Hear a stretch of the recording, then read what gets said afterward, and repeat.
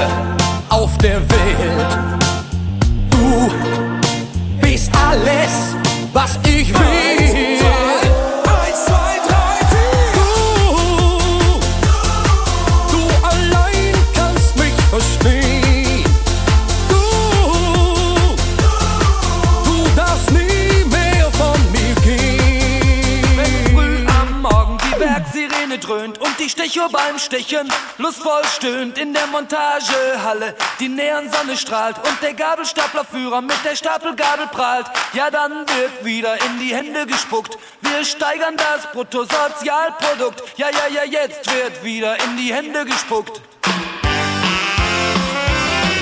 Die Krankenschwester kriegt einen Riesenschreck. Schon wieder ist ein Kranker weg.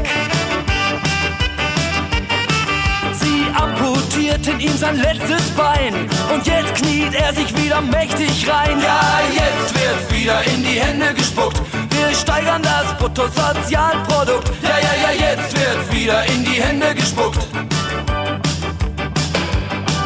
Wenn sich Opa am Sonntag auf sein Fahrrad schwingt und heimlich in die Fabrik eindringt, dann hat Oma Angst, dass er zusammenbricht, denn Opa macht heute wieder Sonderschicht. Ja, jetzt wird wieder in die Hände gespuckt. Wir steigern das Bruttosozialprodukt. Ja, ja, ja, jetzt wird wieder in die